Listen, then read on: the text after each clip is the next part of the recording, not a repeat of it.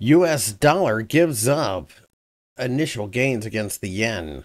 Before we start, a quick word from our sponsor, XNES. XNES is the world's largest retail brokerage firm offering ultra fast execution and no overnight fees. Look for a link in the description below. The US dollar initially rallied a bit against the Japanese yen, but we have given back a little bit of the gains. Ultimately, this is a market that I think continues to see a lot of bullish pressure and may have to take a little bit of a break at the moment just due to the fact that it might be a little bit exhausted. In general, you have to look at the 160 yen level underneath as a major barrier to any type of massive selling pressure. And with that being the case, I think this is a situation where you're just waiting for a little bit of a drop in order to start to pick things up.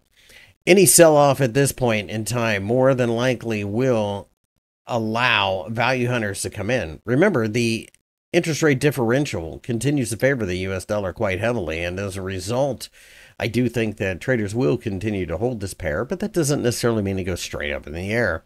Furthermore, Thursday is Independence Day in America, so the next day or two may lack a bit of liquidity, and that might be part of what you're seeing here as well. Either way, there's pretty much no way to short this market.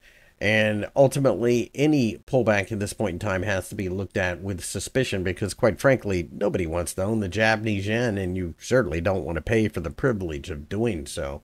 Breaking above the 160 yen level was a major move as it cleared the intervention level that the Bank of Japan had pressed previously. So I do think we go higher over the longer term. We just may have to do a little bit of base building here.